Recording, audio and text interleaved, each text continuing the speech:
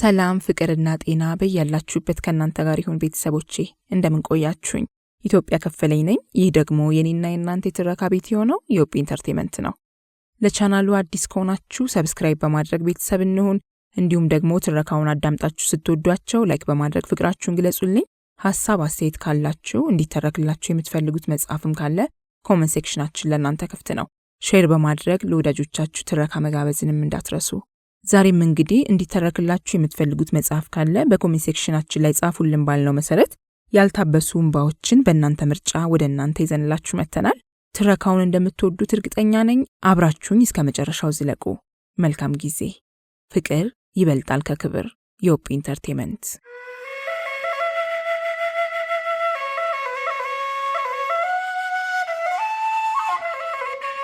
ያልታበሱ እንባዎች ከአሰፋ በቀለ በኢትዮጵያ ከፈለኝ።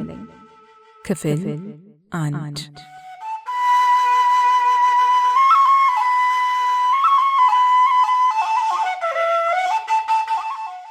መታሰቢያ። ይህ መጽሐፍ ኢትዮጵያን በተፈራረቁባት የግፍና የጭካኔ አገዛዝ ዘመናት ሁሉ በሐሳብ ልዩነታቸው ብቻ ሕይወታቸውን ላጡ፣ ለተጋዙ፣ በእስር ለማቀቁ፣ ከሀገር ለተሰደዱ፣ የአካልና የአእምሮ ጉዳት ለደረሰባቸውና ኑሯቸው ተጉሳቅሎ ሕይወታቸው ለተበላሸ ኢትዮጵያውያን ወገኖቼ ሁሉ መታሰቢያ ይሆነልኝ። ደራሲው አሰፋ በቀለ ገብረ ኢየሱስ። የታላቁ ምስራቅ አፍሪካ ስምጥ ሸለቆ በሆነ ተራራማ ቦታ ላይ በተቆረቆረችው ዲላ ከተማ ውስጥ መኖር ከጀመረ 7 ዓመት ሞላው። ነገር ግን በብርዳማነቷ በምትታወቀው መሃል ሜዳ ከተማ ተወልዶ ያደገ በመሆኑ የዲላ ከተማን ሙቀት በቅጡ ሊላመደው አልቻለም። በተለይ ከረፋዱ 4 ሰዓት ጀምሮ እስከ ቀኑ 10 ሰዓት ድረስ የሚወርደው የፀሐይ ንዳድ መላ ሰውነቱን እንደ ሰም እያቀለጠ ያቅበጠብጠዋል። እንደ መፍትሄ የሚጠቀምበት ዘዴ አካላቱን በቀዝቃዛ ውሃ መለቃለቅ ብቻ ነው። ነርስ አስቻለው ፍስሐ ዛሬም ከሚሰራበት ዲላ ሆስፒታል ወደ 05 ቀበሌ የሚገሰግሰው ከቤቱ ደርሶ አካላቱን ቀዝቀዝ ባለ ውሃ እስከሚለቃለቅ ድረስ እየቸኮለ ነው። ወሩ ታህሳስ፣ ሰዓቱ ደግሞ 9 ሰዓት አካባቢ በመሆኑ ሙቀቱ ወደር አልነበረውም።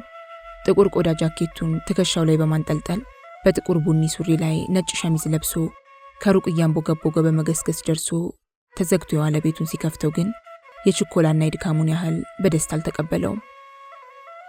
ምን ጉድ ነው ባካችሁ አለ በሩን ከፈት አድርጎ እጄታውን እንደያዘ። ወደ ውስጥ መልከት ሲል ወለሉ አስጠላው።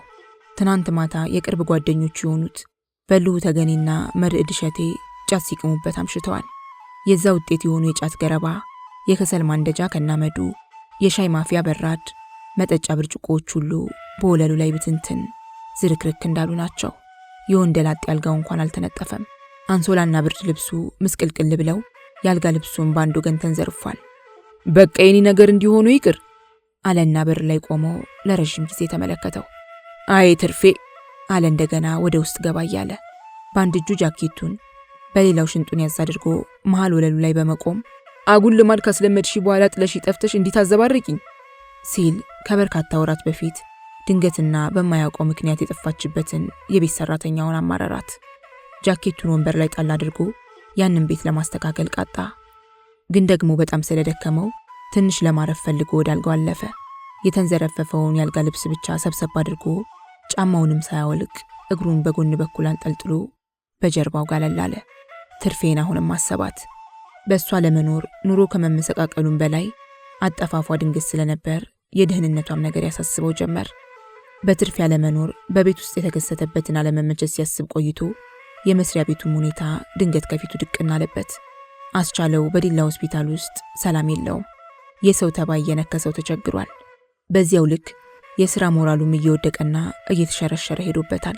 ለዚህ ሁኔታ ዋና መነሻ የሆነው ከ3 ዓመታት በፊት በዲላና አካባቢዋ ተከስቶ የነበረው የማጅራት ገትር ወረርሽኝ በሽታ ነበር።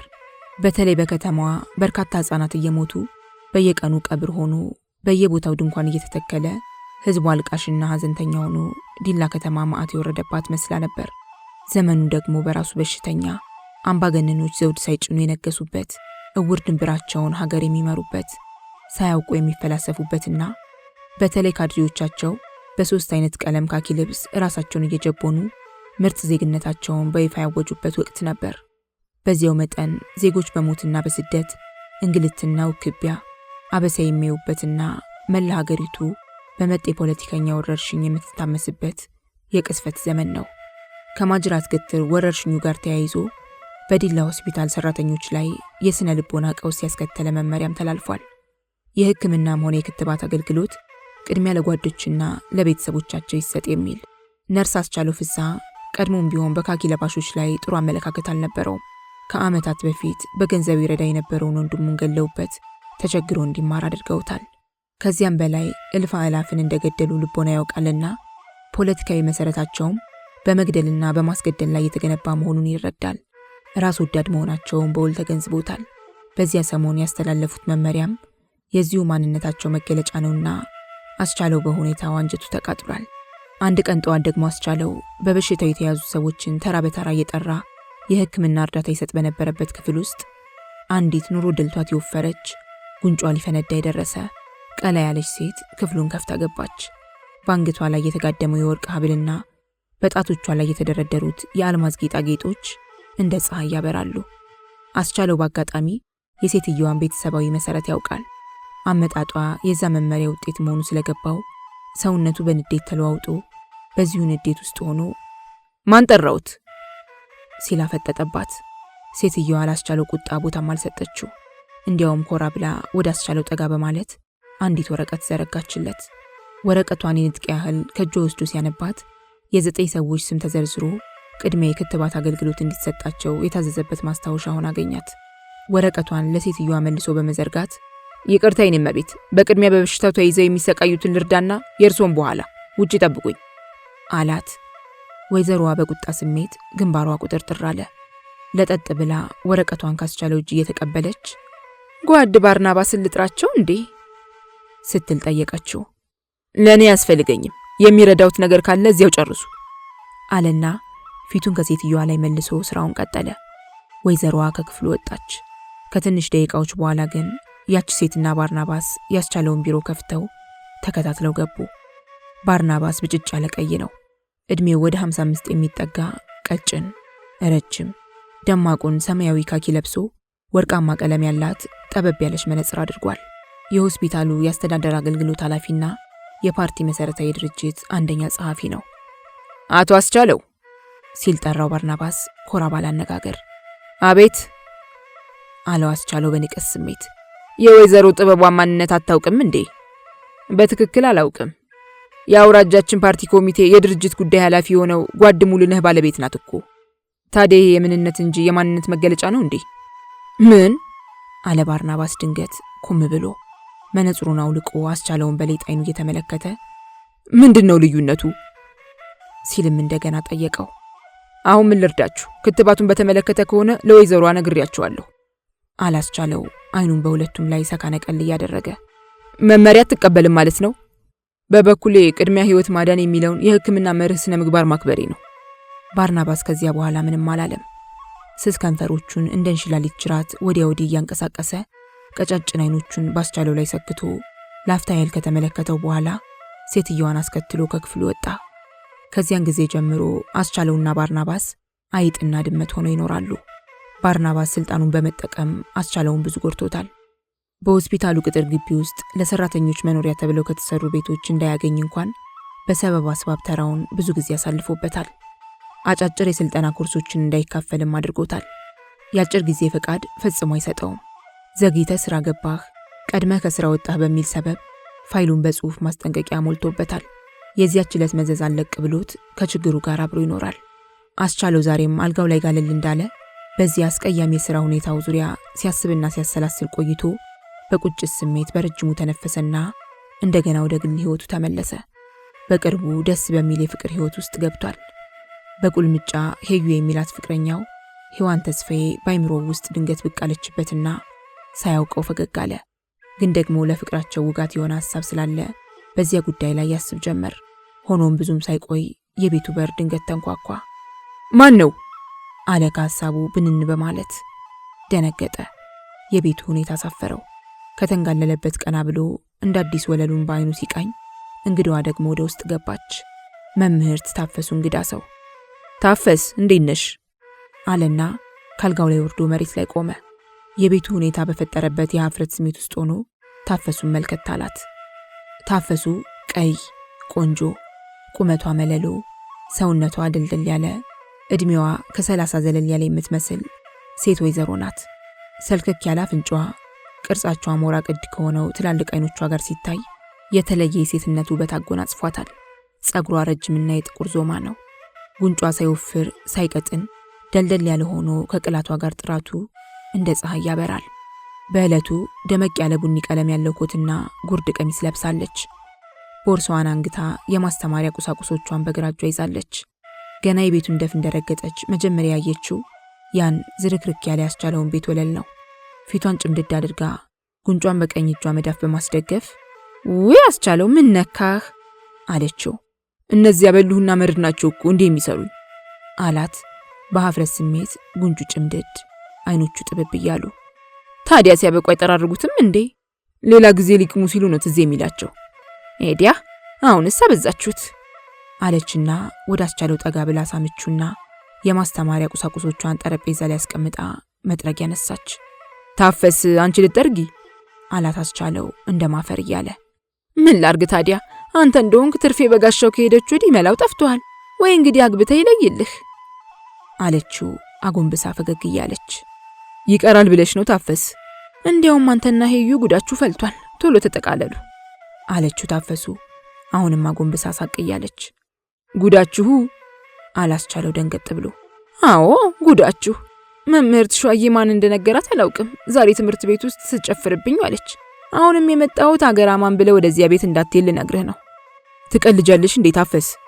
አላስቻለው አሁንም በድንጋጤ ስሜት መላ ሰውነቱ እየተወረረ። "የምሬን ነው፣ እህቴላ በልጅሽ አቃጠርሽ አለችኝ." "ምን አልሻት ታዲያ?" "አበጀው ገና አጋባችኋለሁ አልኳታ." "እንዲሁ ብለሽ?" "ምን ላርግ ታዲያ? ብታይ እኮ መሬት ካልሰነጠቅኩ ሰማይ ካልሰበርኩ ነው ያለችው። ያወረደችብኝ ስድብ ቀላል መሰለህ እንዴ?"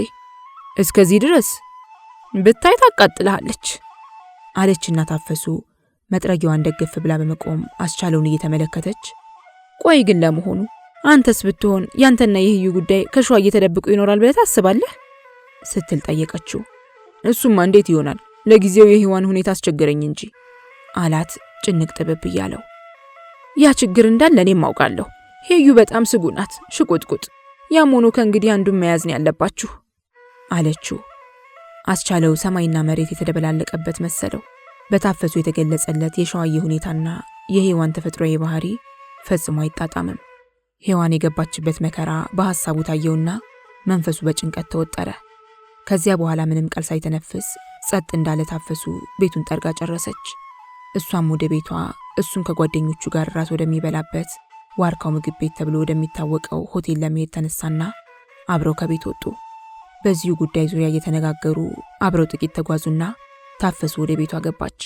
እርሱም ወደ ዋርካው ምግብ ቤት አመራ። ገና 11 ሰዓት አካባቢ ስለሆነ በዚያ ሰዓት ጓደኞቹ ለራት እንደማይመጡ ያውቃል። እሱ ግን ከምግብ ቤቱ ደረሰና ጥላ ስር ፈንጠር ብላ በምትገኝ ጠረጴዛና ወንበር ላይ ቁጭ በማለት ስለ ሄዋንና ሸዋዬ ፍጥጫ ማሰብ ጀመረ። በዚያውም የእሱና የሄዋንን ፍቅር አጀማመርና ሂደት ወደ ኋላ እያጠነጠነ በአይነ ህሊናው ይዳስሰው ጀመር። ቀድሞ ነገር መጀመሪያ የሚተዋወቁት አስቻለውና ሸዋዬ ነበሩ። ባለፈው ሰኔ ወር በአንድ መኪና ላይ ተሳፍረው ከሐዋሳ ወደ ዲላ በመጓዝ ላይ በነበሩበት ቀን፣ ያን ጊዜ ደግሞ ሁሉም ነገር ወደ ጦር ግንባር የሚል መፈክር ተግባር ላይ የዋለበት ወቅት ስለነበር በህዝብ ማመላለሻ ተሽከርካሪዎች እጥረት፣ የትራንስፖርት ችግር ህዝብን የሚያተራምስበት ወቅት ነው። አስቻለውና ሸዋዬም የዚሁ ችግር ሰለባ ሆነው በሐዋሳ የአውቶቡስ መናኸሪያ ውስጥ ሲንገላቱ ውለዋል። ከቀኑ 8 ሰዓት አካባቢ አንድ የህዝብ ማመላለሻ ሊሆንችን ወደ መናኸሪያው ትገባና ረዳቱ ዲላ ዲላ ሲል ይጮሃል። የዲላ ተጓዦች ወደ መኪናዋ ይሮጣሉ። ረዳቱ ሰልፍ ሲል ሰልፍ ቢጤ ይያዛል። አስቻለው ከፊት፣ ሸዋዬ ከኋላ ሆነው ይሰለፋሉ። የመኪናው በር ሲከፈት ቀድሞ ለመግባት ሲባል የሚፈጠረውን ግፊያ ከወዲሁ የፈራችው ሸዋዬ አስቻለውን ጎንተል አድርጋ "እባክህ የኔ ወንድም ቀድመ ከገባህ ቦታ ብትይዝልኝ" ስትል በልመና አይነት ጠየቀችው። "ከቻልኩ እሺ" አላት አስቻለው። በእርግጥም የመኪናዋ በር ሲከፈት ግፊያው ጦፈ። ጉልበት ያለው ሲገባ የሌለው ቀረ። አስቻለው ገብቶ ሸዋዬ እንደፈራችው ተገፍትራ ቀረች። ኋላ ላይ ግን መኪናዋ ልትንቀሳቀስ ስትል ሸዋዬ የኔ እህት የሚል ድምጽ ሰማች። ዞር ስትል አስቻለው ነው። አንገቱን በመስኮት አውጥቶ ሲጠቅሳት አየችው። የደመ ነፍሷን ወደ መኪናው ሮጣ ገባች። አስቻለው በያዘላት ወንበር ላይ ከጎኑ ቁጭ ብላ ጉዞ ወደ ዲላ ተጀመረ። ሸዋዬ መኪና አግኝታ በመሳፈሯ የተደሰተችውን ያህል የዕለቱ ጉዞዋ ግን ወትሮ ከምታደርገው ለየት ብሎባት ትገረማለች። እንዳስቻለው ያሉ እድሜያቸው ከ26 እስከ 27 ዓመት የሚሆናቸው ወጣቶች አብረዋት ከተቀመጡ በአንድ ወይም በሌላ ሰበብ ጎንተል ሳያደርጓት ቀርተው አያውቁም። የትነሽ ከየት ነህ በሚል ሰበብ ጨዋታ ይጀመርና በዚያው ትውውቅ፣ በዚያው መግባባትና መቀራረብ እየተፈጠረ ሌላም ይከተል ነበር። አስቻለው ግን ምንም አላላትም። አይኑን በአንዲት መጽሐፍ ላይ ተክሎ እያነበበ ዝም ብሎ ይጓዛል። መኪናዋ ብዙ ተጉዛ ይርጋለም አካባቢ ስትደርስ ራሷ ሸዋዬ ወሬ ጀመረች። ይቅርታ የኔ ወንድም፣ ዲላን የምትሄደው? አዎ አላት አስቻለው። ሰው ብጠይቅ ታውቅ ይሆን? ማን የሚባል?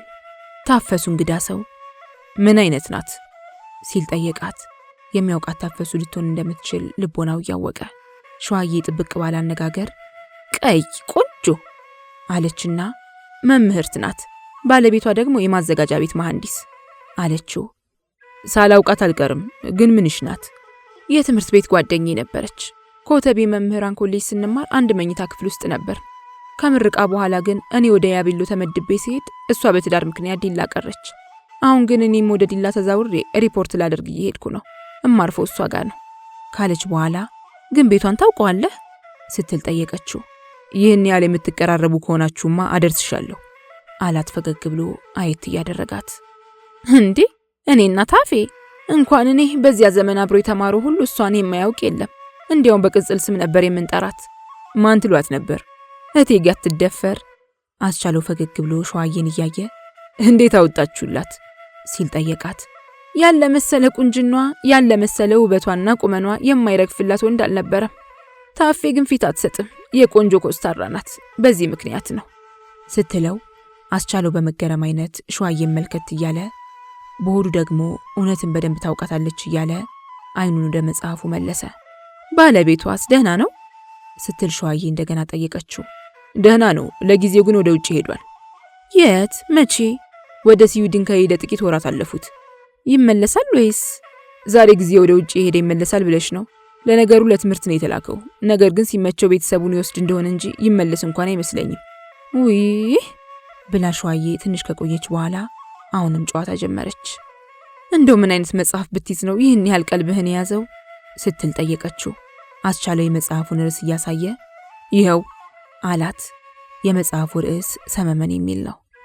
አሃ ለካ ሰመመን ውስጥ ገብተህ ነው አለችና ክትክት ብላ ሳቀች። እኔ እንኳን አልገባውም፣ የገቡትን እያየሁ ነው እኮ። በዚያውም የራስህን እያሰላሰልክ። እስካሁን አልገባውም አላት አስቻለው ፈገግ ብሎ አየት እያደረጋት። እስካሁን ያለሞከረህ ከሆነማ ወዮልህ፣ ከእንግዲህ ወዲያ የሚጀመረው ጭራሽ ጨርቅህን ያስጥልሃል። በዚህ ጊዜ አስቻለውም ከት ብሎ ሳቀ። በሸዋዬ ሁኔታ እንደመገረም ብሎ መልኳ የቀይ ዳማ ብጤ ሆኖ ጸጉሯ ግን አጭር፣ ፊቷ አነስ ያለች ናት። አይኖቿ ትንንሽ፣ አፍንጫዋ መካከለኛና ከትከሻዋ ሾጣጣ ሆና ከዚያ በታች እስከ ጉልበቷ ድረስ ወፈር ብላ እግሮቿ ግን ቀጫጭን ናቸው። አፏ ጠበብ ያለ ቢሆንም ምላሷ ግን እንደ እንዝርት የሚሾር ግልብልብ ናት። እድሜዋ ወደ 30ዎቹ መጀመሪያ የደረሰ ይመስላል። አስቻለው ለሰኮንዶች ያህል ሸዋዬን ቃኘት አድርጎ ወደ መጽሐፎቹ ሲመለስ ሸዋዬ ግን በሙሉ ነፃነት ያስቻለውን ተፈጥሮ በአይኗ ሙሉ ስትቃኘው አስቻለው አሳ የመሰለ ጠይም ነው። ፊቱ ወለል ያለ፣ አይኑም ትልልቅ ሆኖ አቀማመጡ የሚያምር፣ ትከሻው ደልደል፣ አፍንጫው መካከለኛ፣ ከጭንቅላቱም ከበድ ያለና ግርማ ሞገስ የተላበሰ መልከ መልካም ወጣት ነው። በዕለቱ ሙሉ ሰማያዊ ራንግለር ሱሪና ጃኬት በአረንጓዴ ሸሚዝ ለብሷል። ይህ ትውውቅ በተከናወነ ከ2 ወራት በኋላ የተፈጠረው አጋጣሚ ነው ለዛሬ አስቻለው ጭንቀት መነሻ የሆነው። በዚያው በዋርካው ምግብ ቤት ቁጭ ብሎ ያንን ሁኔታ በአይነ ህሊናው ይመለከተው ጀመር። ትዝ ይለዋል። በነሐሴ ወር አጋማሽ በዕለተ እሑድ ነበር። አስቻለው ቤቱ ውስጥ አረፋፍዶ ወደ ምሳ ሲሄድ እግረ መንገዱን ከታፈሱ ቤት ጎራ ይላል። ከቤት ሲገባ ታፈሱና አንዲት እንግዳ ልጅ ሶፋ ላይ ቁጭ ብለው ሲጨዋወቱ ያገኛቸዋል። እሱ ሲገባ ሁለቱም ብድግ ብለው ተቀበሉት። ታፈሱ ወደ እንግዳዋ ልጅ እያመለከተች ተዋወቃታችሁ፣ የሸዋዬ እህት ናት አለችው። አስቻለው ፍስሐ፣ ሔዋን ተስፋዬ ተባብለው ስም በመለዋወጥ ተጨባበጡ። አስቻለው ላፍታ ቆይታ አብሯቸው ሶፋ ላይ ተቀመጠ። ሸዋዬን አወካት አይደል አለችው ታፈሱ። ባለፈው ከዋሳ አብረን የመጣ ነው መሰለችኝ። አዎ፣ የክረምቱን እረፍት ቤተሰቦቿ ጋር ክብረ መንግስት አሳልፋ ትላንትና መጣች። የታለች ታዲያ?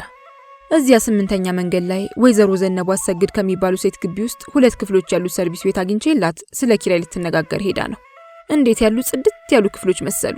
ስፋታቸውም በቂ ነው አለችና ታፈሱ ወደ ሔዋን ዞር ብላ ፈገግ እያለች አይበቃችሁም የኔ ቆንጆ ስትል ጠየቀቻት። እረ ይበቃል አለች ሔዋንም ጎንበስ ብላ ፈገግ በማለት። እህቷ ጋር ሆና ልትማር ነው የመጣችው። የ12ኛ ክፍል ተማሪ ናት አለች ታፈሱ አሁንም። ጨርሳለቻ አላስቻለውም ሔዋንን ባይኑ ቃኘት እያደረገ። ሔዋን እድሜዋ ወደ 19 ዓመት ይጠጋል። መልኳ ድምቅ ያለ ቀይ ነው። እንደ ጨረቃ ክብ በሆነ ፊቷ ላይ አይኖቿ እንደ ኮከብ ያበራሉ። የጥቁር ዞማ ጸጉሯን ለ2 ከፍላ በመጎንጎን ያለ ጡት መያዣ ጉብ ጉብ ባሉ ጡቶቿ ላይ ለቀዋለች። ደረቷ ሙልት ያለ፣ አፍንጫዋ ስልክክ ብሎ የወረደና ቀዳዳዎቹ ሰፋ ሰፋ ያሉ ናቸው። ጥርስና ከንፈሮቿ የውበት ውድድር የያዙ ይመስል አይን በየትኛው ላይ ማረፍ እንደሚችል ያስቸግራል። ያምራሉ፣ ሁሉም ያሳሳሉ። በዕለቱ ጥቁር ጉርድ ከፋይ ቀሚስና ነጣ ያለ ሰማያዊ ስስ ሸሚዝ ለብሳለች። በመካከለኛ ቁመት ደልደል ያለ ሰውነቷ አይን እየጎተተ የግድ ይዩኝ ይላል። ስታምር አላስቻለው በሆዱ። ከፊቷ ቁጭ ብሎ በጨዋታ መሃል አይኑን ጣል እያደረገ የሰለለው የሔዋን ውበት ለብዙ ቀናት ከልቡ አልጠፋ ብሎት ትዝ ባለችው ቁጥር ደግሞ ደጋግሞ እንዴት ቆንጆ ልጅ ናት በማለት ከራሱ ጋር እየተነጋገረ በልቡም ሲያደንቃት ሰነበተ። ውሎ እያደረም ለፍቅር ይመኛትና ያስባት ጀመር።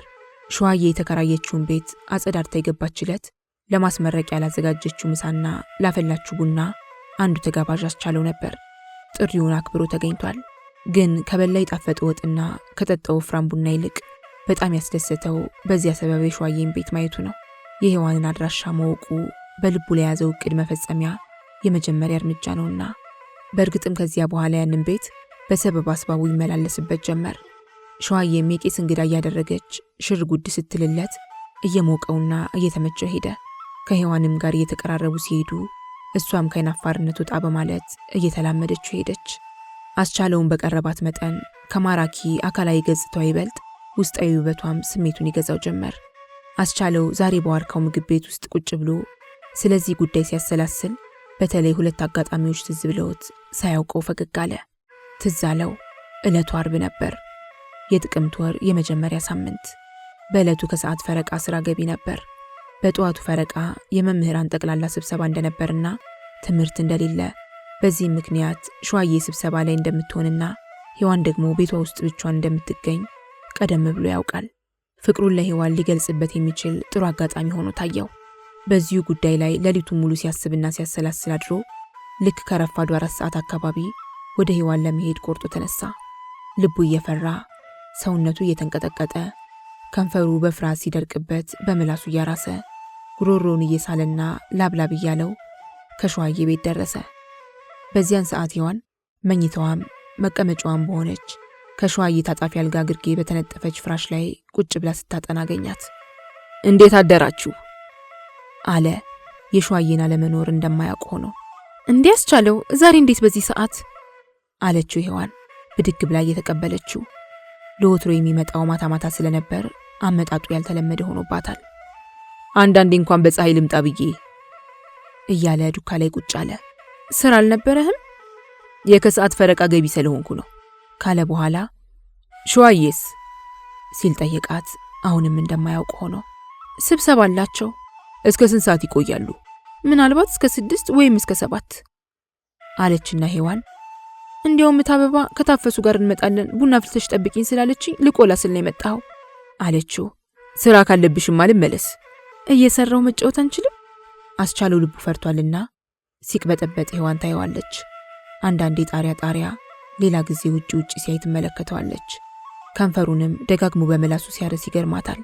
ያልተለመደ ስሜት ታነብበታለች። ምን ነው አስቻለው ችግር አለ እንዴ አለችው። ቢኖር ትፈቻለሽ? የምችለው ከሆነ ከማንም በላይ ላንቺ የሚቀል ምንድነው እሱ? አስቻለው ጉዳዩን በቃል ሊነግራት አልፈለገም።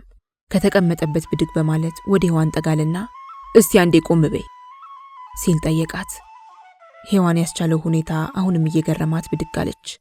በድንጋጤ አስተያየት አይኑንም ስትመለከተው አስቻለው አሁንም የበለጠ ጠጋ በማለት በሁለት እጆቹ ትከሻና ትከሻዋን ይዞ ስሚ ሔዋን አላት። አቤት አለችው ሔዋን በድንጋጤ ድምጿ እየተቆራረጠ። እነሆ ካየሁሽ ድፍን 2 ወር አለፈኝ። አንቺን በማየት የገባሁትን ዕዳ ብቻዬን ልወጣው አልቻልኩም። የምን ዕዳ? የሔዋን አይኖች በአይኖቹ ላይ ስክት አሉ። የፍቅር ዕዳ። ፍቅርሽን ብቻዬን አልቻልኩትም። ምን ነው አስቹ? አለች ሔዋን የባሰ እየደነገጠች። ስለፈራች ይተዋት ዘንድ አቆላመጠችው። አስቻለው ግን አልለቀቃትም። አንገቷን እቅፍ አድርጎ ደረቱ ላይ ከለጠፋት በኋላ በቃ ከእንግዲህ አንቺም አስቹ በይ፣ እኔም ሄዩ ልበልሽ። ሔዋን ከመደንገጧ የተነሳ ምን እያላት እንደሆነ አልታወቃትም። በሁለት እጆቿ ያስቻለውን የቆዳ ጃኬት ጫፎች እንቅ አድርጋ በመያዝ በእናት አስቻለው ልቀቀኝ አለችው። አንድ ቃል ተንፍሽልኝና ምን ብዬ? እወድሃለሁ በይኝ። እሺ እወድሃለሁ፣ በልቀቀኝ አለችው። በእሱ ሐሳብ እንዲለቃት መለማመጧ ነው። አስቻለው በቀኝ እጁ አንገቷን እቅፍ እንዳደረገ በግራ እጁ አገጯን ይዞ ቀና አደረጋትና ከንፈሮቿን 3 ጊዜ ሳምሳም አድርጎ ለቀቃት። ሔዋን ልክ አስቻለው እንደለቀቃት ፍራሿ ላይ ወጥታ ግድግዳ ተደግፋ በመቆም በድንጋጤ ጭብጥ ብላ በፍርሃት አይን ታየው ጀመር። ሰውነቷ በላብ ተነክሮ መላ አካላቷ ይንቀጠቀጣል። አይዞሽ አላት አስቻለው በስስት አይን ፍዝዝ ብሎ እየተመለከታት። እነት አበባ ሳይመጡ ቶሎ ሂድ አለችው የተሳሙ ከንፈሮቿን በምላሷ ላስላስ እያደረገች። ያስቻለው ከንፈሮች ከንፈሯ ላይ የቀሩ ይመስላታል። ተመልሼ ልምጣ አላት እንደ ቀልድ ፈገግ ብሎ እያያት። በእናትህ ሁለተኛ እንዳትመጣ። አስቻለው ዛሬ ከዋርካው ምግብ ቤት ቁጭ ብሎ ይህን ሁሉ ሲያስታውሰው ለራሱ ገርሞት ብቻውን ሳቀ። ራሱን ወዝወዝ አደረገና ማሰቡን ቀጠለ። እንዲያውም ሌላውና በተለይ ለዛሬው ጭንቀቱ ዋና ምክንያት የሆነው አጋጣሚ በሐሳቡ ፊት ላይ ድቅና አለበት። ፍቅሩን ለሔዋን ከገለጸ በኋላ ወደ ሸዋዬ ቤት የሚሄድበት ወቅትና ሰዓት ተቀይሮ እንደነበር አስታወሰ። ቀደም ሲል ወደዚያ ቤት የሚሄደው ለሳቅ ለጨዋታ ስለሆነ የሸዋዬን ቤት ውስጥ መኖር ይፈልገው ነበር። በኋላ ግን የሳኛው ሔዋን በዚያ ቤት ውስጥ ብቻዋን የምትገኝበትን ጊዜ ይመርጣል። ሸዋዬ ባለችበት የሚሄደው አልፎ አልፎ ለዚያውም ጥርጣሬ እንዳያስከትል ለማደናገር ብቻ ነበር። ሔዋን ደግሞ ከዕለት ወደ ዕለት እየተመኘችው ሄዳለች። ለሁለተኛና ለሶስተኛ ምናልባት እስከ 4ኛው ጊዜ ልክ እንደ መጀመሪያው ቀን እየተጨነቀች ታስቸግር የነበረ ቢሆንም እያደር ግን መለውጥ ጀምራለች። ያዝ ሲያደርጋት ቁና መተንፈሷን ትታ በስሜት መስለምለም፣ አንገቷን እቅፍ ሲያደርጋት በወገቡ ላይ ጥምጥም፣ ከንፈር ሲሰጣት የእሷን ማቀበል ተለማምዳለች። ከዚያም በላይ መናፈቅም ጀምራለች። በዚያው ልክ ያስቻለውን ፍላጎት እያደገ ሄደ። በሳማትና በተሻሻት ቁጥር እንደ ብረት እየጋለ የሚያቅበጠብጠውን ሰውነቱን እፎይ ሊያሰኘው ፈለገ። ለዚህ የሚመች አጋጣሚና ሁኔታ ለመፍጠር አይምሮን ያዘጋጅ ጀመር። ለዚህ ጉዳይ ደግሞ የራሱን ቤት መረጠ። ሔዋን ወደዚያ ቤት ብቅ ትልለት ዘንድ ሲያባብልም ሰነበተና አንድ ቀን ተሳካለት። ዕለቱ የህዳር ወር የመጨረሻው ማክሰኞ ነው። ያስቻለው ከንፈሮች ከሔዋን ከንፈሮች ጋር ከተገናኙ 52ኛ ቀን። ሔዋን ቀጠሯ ክብራ ከቀኑ 8 ሰዓት ላይ ካስቻለው ቤት ደረሰች። አስቻለው ሔዋንን ከውስጥ አድርጎ ቤቱን ሲዘጋ ተሰምቶት የነበረው ደስታ አይረሳውም። በዚያን ዕለት ሔዋንን እንደ እንግዳ ወንበር ላይ ቁጭ ያላላትም። አንገቷን እቅፍ አድርጎ በቀጥታ ወደ አልጋ ወሰዳት። አልጋ ላይ ቁጭ ብለው ትንሽ ከተማሟቁ በኋላ ስሜት በራሱ ኃይል ሲገፋቸው አንገት ለአንገት እንደተቃቀፉ ከንፈር ለከንፈር እንደተያያዙ ወደ ኋላ ክንብል አሉ። ጫማዎቻቸውን አውላልቀው ወደ መሃል አልጋው ወጡና ከሰፊ የፍቅር ሜዳ ላይ ሰፈሩ። ጉዞው ቀጠለ። ከንፈሮች በስራ ተጠመዱ። አይኖች ተስለመለሙ። ትንፋሽ በረከተ። ገላጋይ የማያስፈልገው ትንቅንቅ ተጀመረ። ያስቻለው ቀኝ እጅ የሔዋንን አንገት አቅፎ ግራው ደግሞ ሌላ ስራ ያዘ። ከሔዋን ጸጉር ጀምሮ ማጅራቷን ይጎበኝና በወገቧ ላይ የተስለከለከ ወደ ዳሌና ጭኖቿ ይወርዳል። ላይላዩን እንደወረደ ሁሉ ውስጥ ውስጡን ለመመለስ በማሰብ ቀሚሷን ሰብሰብ እያደረገ ወደ መሃል ጭኖቿ ጎራ ይልቃጠዋል። ነገር ግን የሔዋን ጭኖች ወይ ፍንክች እንደገና ከላይ ይጀምራል። ይወርድና ባሰበው መንገድ ለመመለስ ሲሞክር አሁንም ተቃውሞ ይገጥመዋል። ለ3ኛ ጊዜ ሞከረ። የሔዋን ጭኖች ግን አልበገራሉ።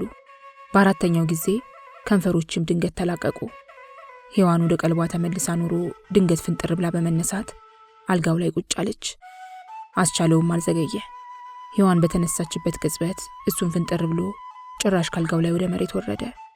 ፊት ለፊቷ ቆሞ በነጭ ካኔተራው ላይ ደረቱን እያሻሸ ስሜት ያልገባሽም ሄዩ አላት በስሜት ውስጥ ሆኖ ቅልስልስ እያለ። ገብቶኛል። ታዲያ ለምን ታስጨንቅኛለሽ? እኔም ስለጨነቀኝ። እንዴት?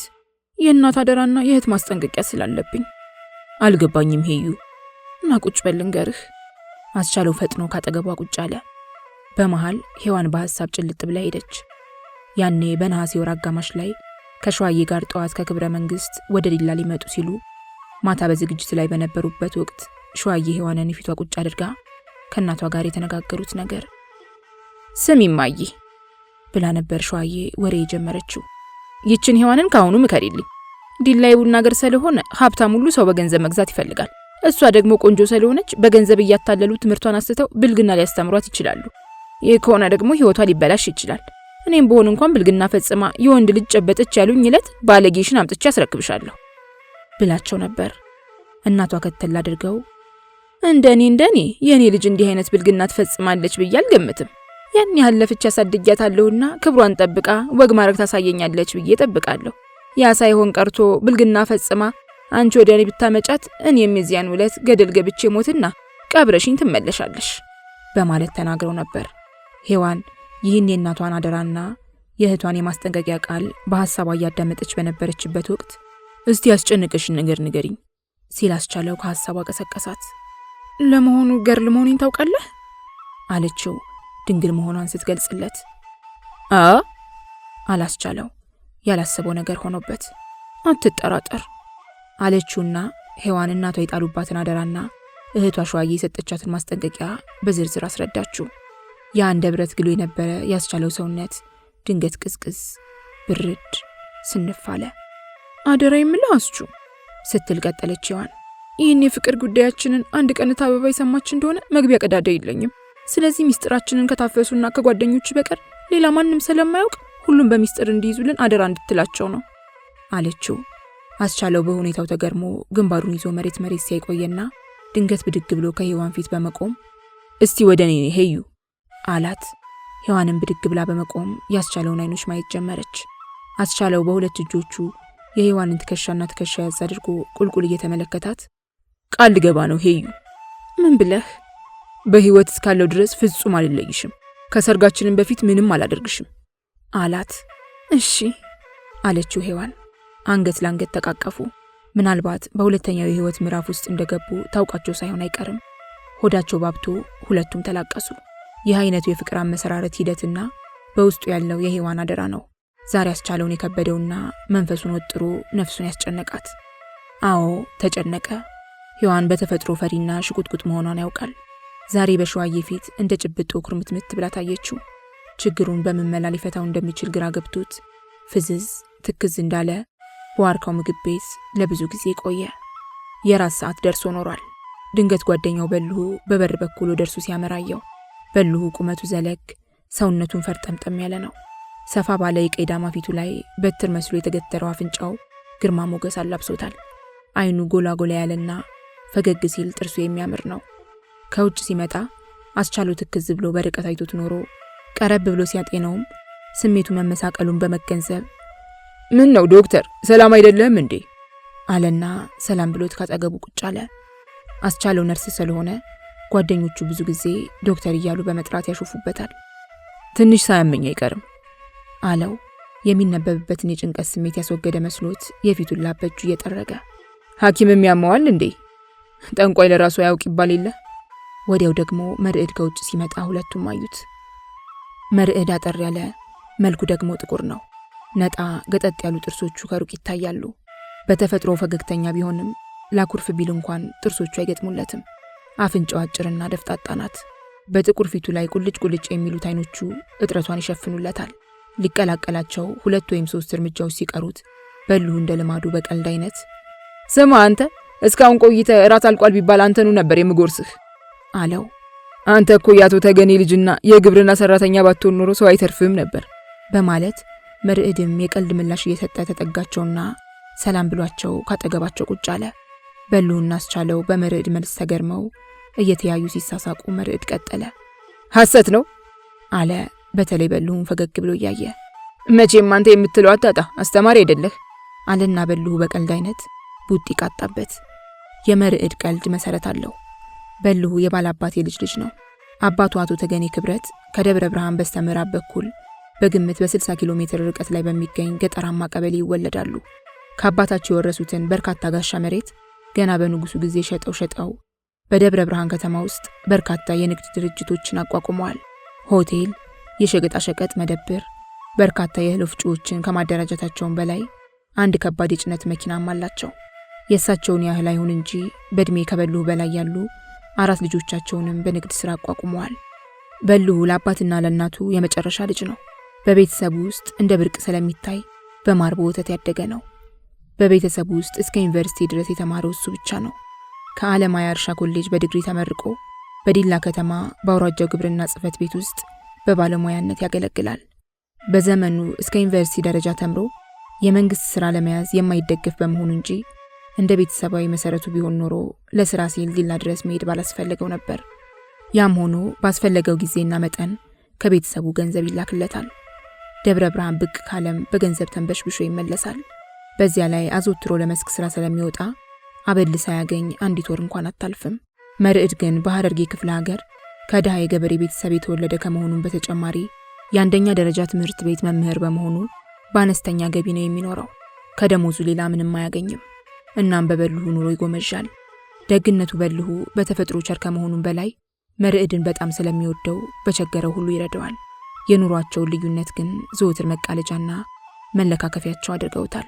ሶስቱም ጓደኛሞች ራታቸውን አዘው አጥንት እየተሻሙ በልተው ከጨረሱ በኋላ አስቻለው ከቀልዳቸው መልሶ ከአንድ ቁም ነገር ውስጥ ከተታቸው። ዛሬ እንደ ልጅ ልልካችሁ ነው አላቸው፣ አይኑን በሁለቱ ላይ ዞር ዞር አድርጎ እያያቸው። የት ሲል ጠየቀ በልሁ። ከሸዋዬ ቤት። ለምን አለ መርዕድ በተራው። ለአንድ ብርቱ ጉዳይ አላቸው አስቻለው ፈገግ ብሎ እያያቸው። በዚህ ጊዜ በልሁ ድንገት ከት ብሎ ሳቀና ብቻህን ሮጠ ሲሰለች ጊዜ ዛሬ ደግሞ ፖስተኛ አስፈለገህ እንዴ ሲል ቀለደበት። ሶስቱም ተሳሳቁ። አስቻለው ከሔዋን ጋር ከተዋወቀ ጊዜ ጀምሮ ብዙ ጊዜ ለብቻው ወደ ሸዋዬ ቤት ስለሚሄድና ይለያቸው ስለነበረ ነው ለአሁኑ የበልሁ ቀልድ መሰረቱ። አትቀልዱ፣ ችግር ተፈጥሯል አላቸው አስቻለው ኮስተር ብሎ። እኮ ምን ሲል በልሁ አሁንም እየሳቀ ጠየቀው። አስቻለው ከታፈሱ ያገኘውን መረጃ ዘርዝሮ አስረዳቸው። ስለ ሔዋን ሁኔታ ያደረበትን ስጋት ገለጸላቸው። ቀጥሎም አስቻለው ጠፋብን እዚህ መጥቶ ከሆነ ብለን ነው በሚል ሰበብ ሔዋን በምን ሁኔታ ላይ እንዳለች ሰልለው መረጃ ይዘውለት እንዲመጡ ጠየቃቸው። በልሁና መርዕድ ያስቻለውን ማሳሰቢያ በቀላሉ አላዩትም። ሔዋንን የእሱን ያህል ያውቋታል፣ በጣምም ይወዷታል። ባህሪዋንም የነበራትን ስጋት ሁሉ ያውቃሉ። የተፈጠረው ሁኔታ ካስቻለው ባልተናነሰ መልኩ አሳሰባቸው። በዚህም ምክንያት እንደ ወትሮ ከራት በኋላ ሻይ ቡና ማለት አልፈለጉም። በቀጥታ ወደ ሸዋዬ ቤት ሊሄዱ ተነሱ። በልሁ ቀልድ ይወዳልና ችግር ካለ ሄዩን ተሸክመን ቢሆን ይዘንልህ እንምጣ እንዴ ዶክተር ሲል አስቻለውን በፈገግታ እያየ ጠየቀው። ያን ካደረጋችሁማ ትሸለማላችሁ አለው አስቻለውም እንደ ቀልድ። ትስማማለህ መርዕድ አለ በልሁ ቀልዱን ለመቀጠል። ሽልማት ካለው ችግር ኖር አልኖረ ሄዩን ዝም ብለን አምጥተን እንጣልለትና እንዳደረገ ያድርጋት፣ እኛም ሽልማታችንን እንቀበል። እኔ የለውበትም አለ መርዕድ ሳቅ እያለ። በልሁና መርዕድ በደህና ቦታ ላይ ተቃልደው ወደ ምሩ ቦታ ጉዞ ጀመሩ፣ ወደ ሸዋዬ ቤት።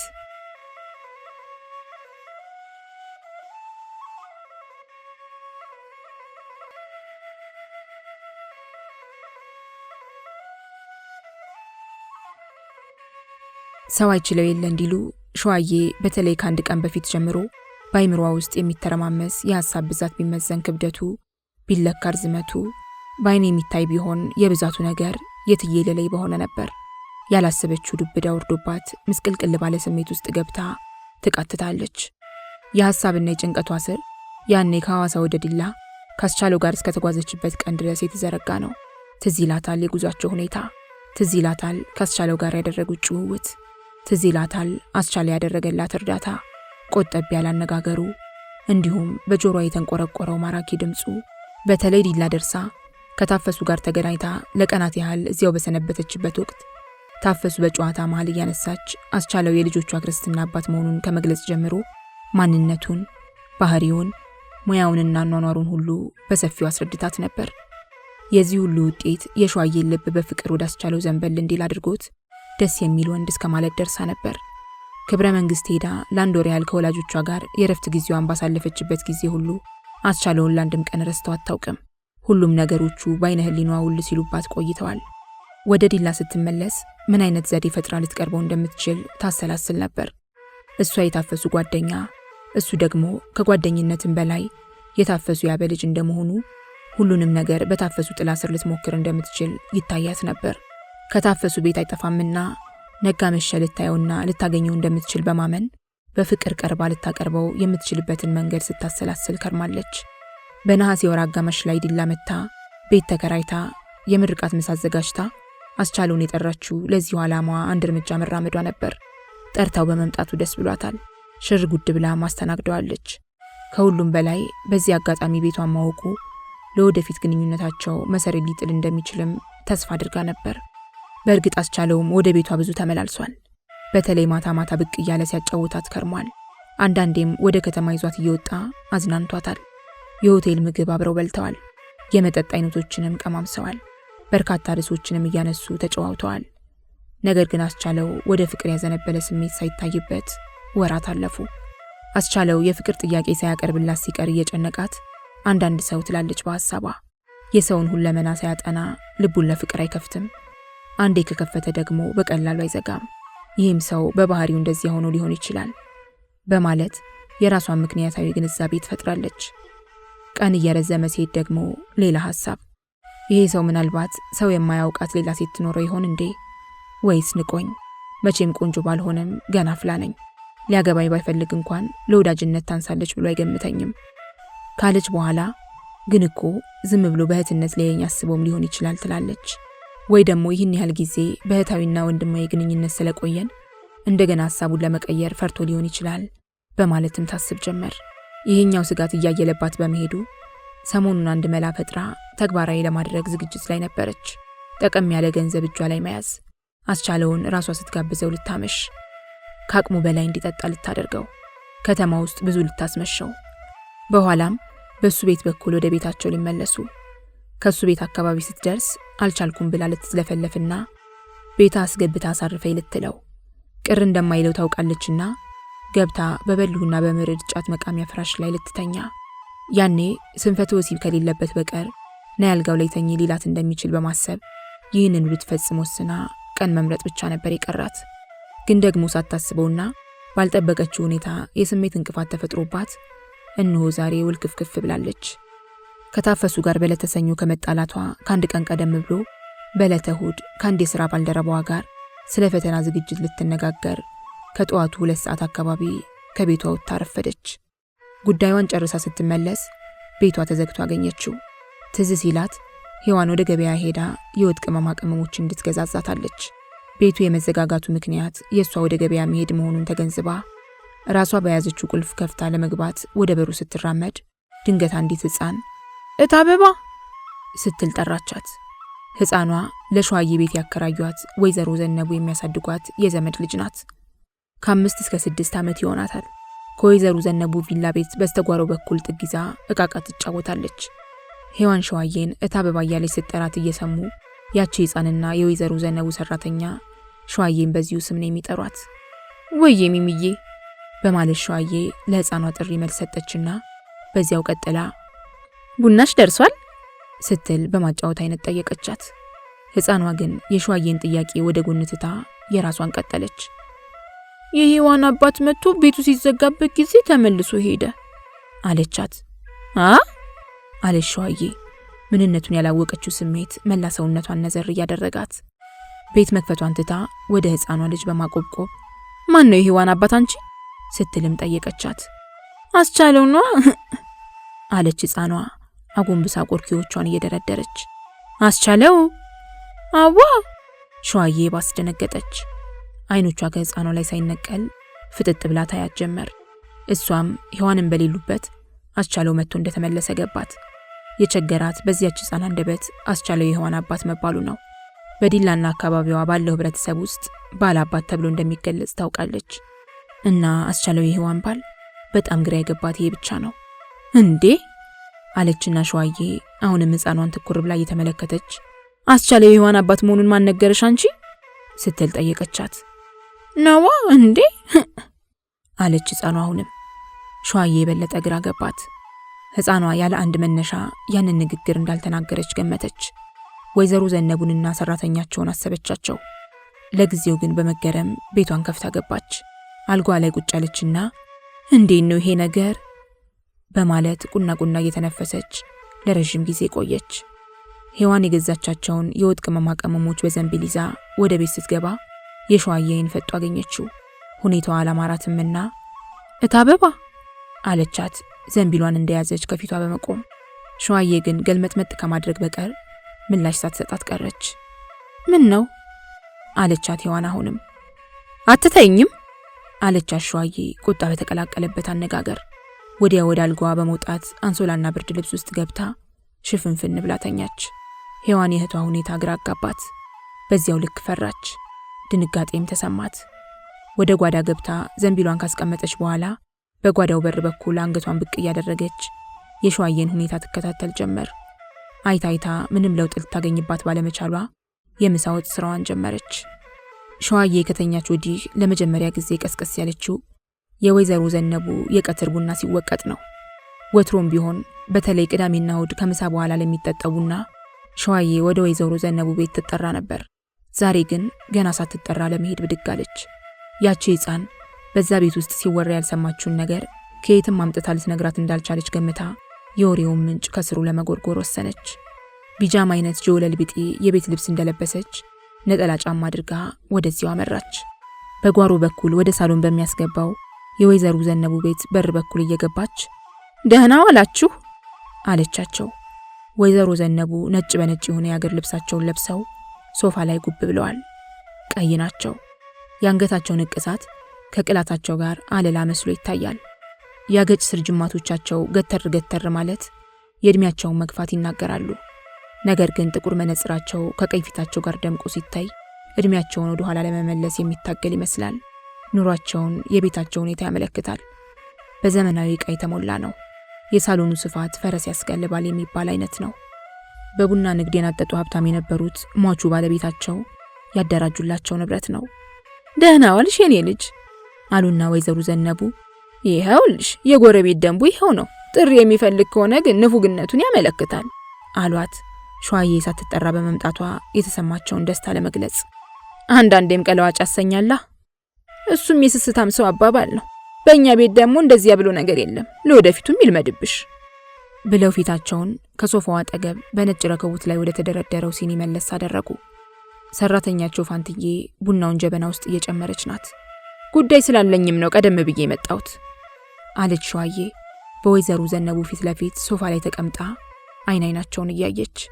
ምን ነው ደህና አሏት ወይዘሮ ዘነቡ ፊታቸውን ወደ ሸዋዬ መለስ አድርገው። ተቀይም ይወታለሁ። ውይ የኔ ልጅ ድንግል ትባርክሽ። ቅያሜሽን ፊት ለፊት ተነገርሽኝማ ድንግልም ትወድሻለች አሉና ግን ሳላውቅ ምን አጥፍቼ ይሆን ሲሉ አንገታቸውን ዘመም አድርገው እያዩ ጠየቋት። አንድ ነገር እያወቁ ደብቀውኛል። ምን ይሆን የኔ ልጅ? በእኔ ሰበብ ግቢዎት ሲደፈር እያዩ ዝም ማለቱ። ምን ያገባው ሰው ነው ግቢዬን የሚደፍረው? ብልግና ከተፈጸመበት ያው ተደፈረ ማለት አይደል? የምን ብልግና? አይዋሹኝም ማማ ዘነብ። ድንግል ትመስክር፣ ምንም የማዋሸው ነገር የለም። አንቺ ግን ምን ሰምተሽ ነው? ሲሉ መነጽራቸውን ለቅ አድርገው እያዩ ጠየቋት። ይቺ የኔ እህት ከዚህ አስቻለው ከሚባል ልጅ ጋር እየባለገች መሆኑን ሳያውቁ ቀርተው ነው ስትል ጠየቀቻቸው። አንገቷን ጠመም አድርጋ በጎን አስተያየት እየተመለከተቻቸው።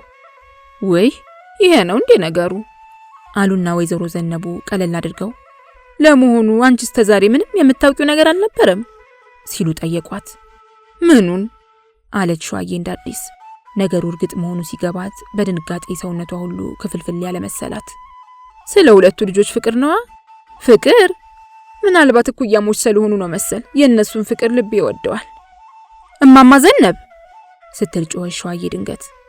አይኗ በወይዘሮ ዘነቡ ላይ ፍጥጣልና መላ ሰውነቷን የሚያንቀጠቅጣት ጀመር። ወይ የኔ ልጅ ምን እያወሩ እንደሆነ ያውቃሉ?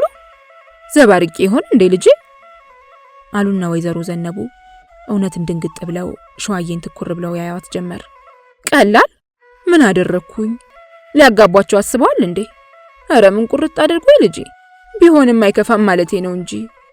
ሸዋዬ ውስጧ ተቃጠለ። አረረች። በወይዘሮ ዘነቡ ሐሳብ ከመበሳጨቷ የተነሳ ያን ከሰል ላይ የተጣለ ጀበና ብድግ አድርጋ በመሃል አናታቸው ላይ ብትከሰክሰው እየተመኘች የሚሉት ነገር ሁሉ ሊገባኝ አልቻለም አለቻቸው። አይኗን ፍጥጥ ጥርሷን ግጥጥ አድርጋ እያየቻቸው ግልጥልጥ አድርጌ እየነገርኩሽ እንዴት አይገባሽም አሏት።